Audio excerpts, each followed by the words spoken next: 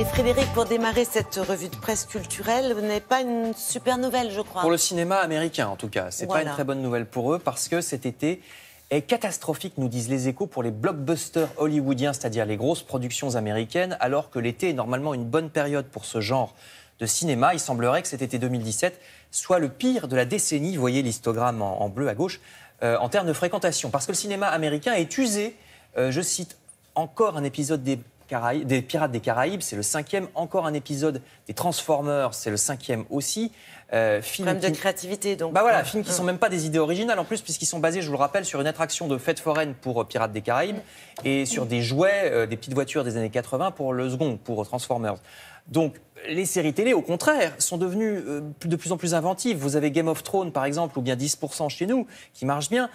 Et alors, ça commence à se voir que le cinéma recycle dans les grosses productions des histoires qui ne sont pas nouvelles. Même le film Valérian, qui fonctionne plutôt bien en France, alors il est adapté d'une BD, mais ça ne marche pas aux États-Unis. Et il faut savoir que chez nous, il y a aussi d'autres films que les gros films d'action, comme des films d'auteur, des comédies françaises qui permettent de remplir les salles. Mais aux États-Unis, ça n'existe quasiment pas. Il n'y a que des grosses productions. Donc, quand ces grosses productions marchent moins, eh ben, c'est toute l'industrie cinématographique qui se casse la figure. Ben voilà, le système est à bout de souffle, écrivent les Échos. Alors, revenons à du concret. Je quitte les films américains pour, au contraire, poser bien les pieds sur terre. Le Parisien, aujourd'hui en France, vous propose des activités champêtres. Regardez à droite, à Limeuil, en Dordogne, un jardin qui se visite perché au-dessus des eaux de la Dordogne et de la Vézère pour apprendre la permaculture, c'est-à-dire comment faire un jardin bio, respectueux de l'environnement. Permaculture, c'est l'idée de permanence. Vous voyez, le gars dit que parfois, quand il visite, il y a des hérissons qui passent devant les visiteurs. À côté, vous voyez à gauche un labyrinthe dans les épis de maïs. C'est une sortie à faire à Foucheran, près de Dole, dans le Jura.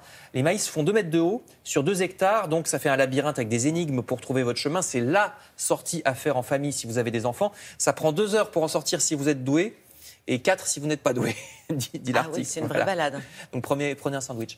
En région parisienne, cette fois, le Parisien toujours vous donne la liste des coins de nature facilement accessibles en train, donc sans avoir besoin de sa voiture.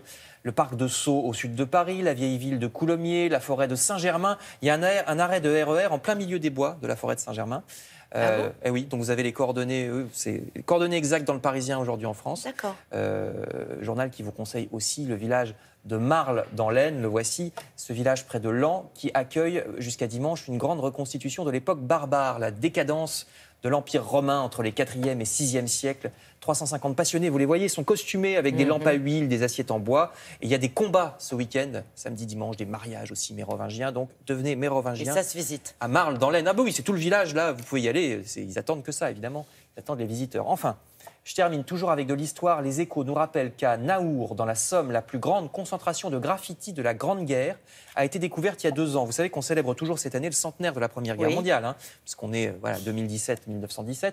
Alors, dans les souterrains de ce village, qui date du XVIIe siècle, les soldats du front avaient gravé leur nom ou leur numéro de régiment quand ils passaient, quand ils étaient de repos à l'arrière.